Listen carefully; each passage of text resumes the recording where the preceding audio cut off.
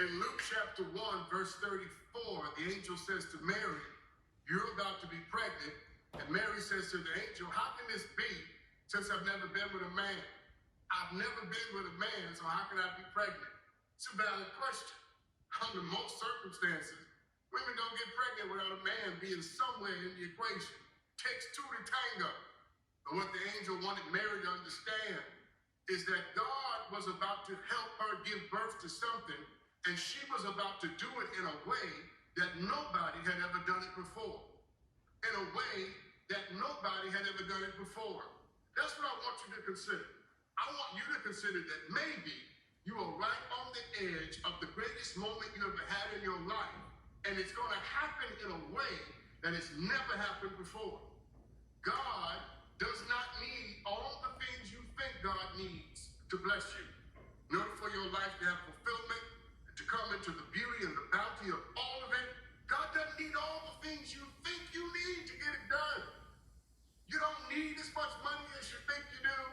You don't need as much support as you think you do. You don't need 1 million people clapping for you all the time to get it done. Sometimes you and God have to go out in the barn together and give birth to something special.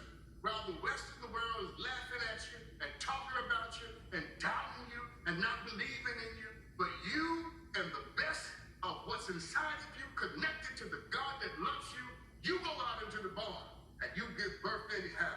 Aretha Franklin used to say, "Rock steady, baby."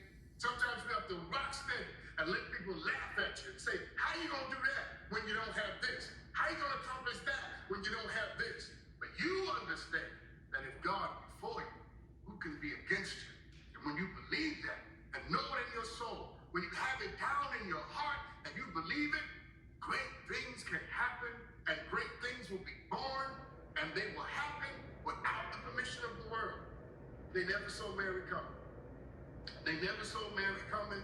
They never saw Jesus coming because they never were able to connect how she got it done. It's going to be a great story when you get to where you're going, and the world wants to know, how in the world did you do that? With no money, and no education, and no support, and no friends, nobody making phone calls for you, nobody opening doors for you, and yet you got it done anyway. That is a part of the miracle.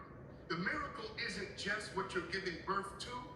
The miracle also happens to be the journey that allowed the birth to happen. God wants people to look at how you did this and to know that big things and great things and extraordinary things are still being born in the world today. And that's what we celebrate. We celebrate in the midst of all that's going on, that important moments are still happening, whether the world likes it or not.